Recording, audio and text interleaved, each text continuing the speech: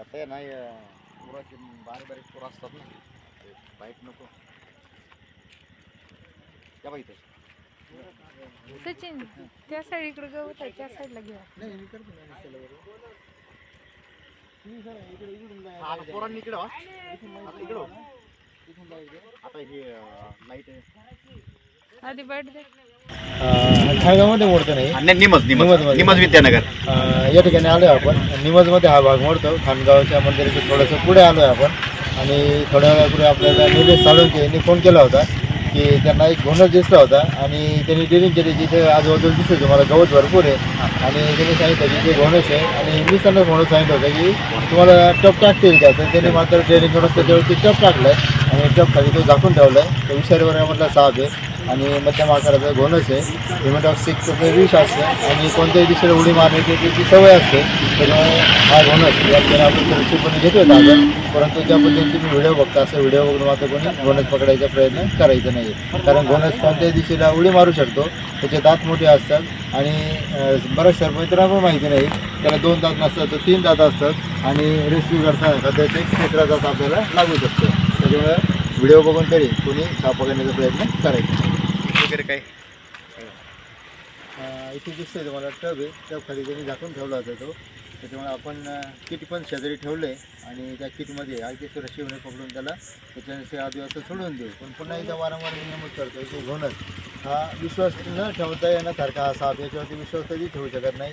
अगदी मी स्वतः जरी किती एक्सपर्ट असलो तरी या सापावरती विश्वास मी ठेवू शकत नाही.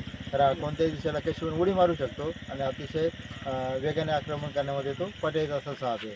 ते दाखवतो आपल्याला की मी शांत आहे, परंतु तो शांत नाही आहे. तर कोणत्याही दिशेला आपल्यावरती तो उडी मारू शकतो. त्याच्यामुळे पुन्हा एकदा नमूद करतो की ज्या पद्धतीने तुम्ही व्हिडिओमध्ये बघताय असं व्हिडिओ बघून घोणसला किंवा ज्याला रसर व्हायपर म्हटलं तर त्याला हात लावण्याचा, मारण्याचा किंवा त्याचा जवळून फोटो घेणं, व्हिडिओ घेणं हा प्रकार टाळायचा.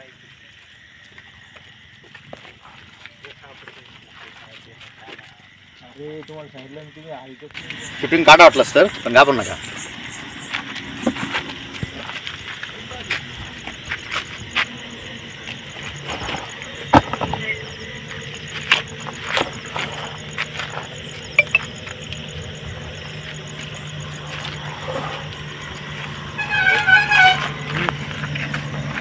गाडी गाडी इकडे गाडीला स्पीडमध्ये आली आणि या ठिकाणी तुम्हाला दिसतंय गाडीला स्पीडमध्ये आली. शंकरबाळ्यासारखे आकार दिसतंय तुम्हाला. जवळ आपण पाहिजे दोन मोठे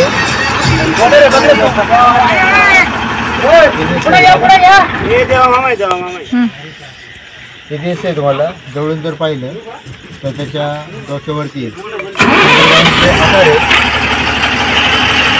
फार मोठं नाही तोंड मोठे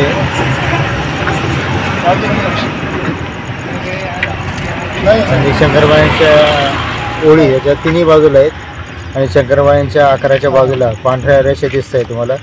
ही घोणस ओळखण्याची खूण आहे. परंतु छोटा जरी साप असला तरी मात्र हा अतिशय वर्गामधला साप आहे. याला आपण अगदी सुरक्षितपणे घेतोय अजून नंतर त्याच्या नैसर्गिक आदिवासामध्ये इथे आपण एक किट वापरलेलं आहे. शेजारी किट ठेवलं आपण आणि किटचा वापर करून त्याला आपण घेतोय सुरक्षितपणे ताब्यात. नंतर त्याच्या नैसर्गिक आदिवासामध्ये आपण त्याला सोडून देतो.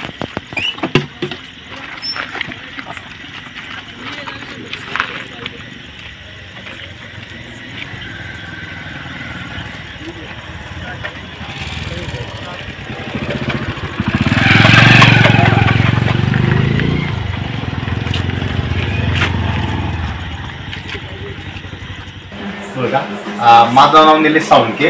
मी निमज विद्यानगर इथे राहतो.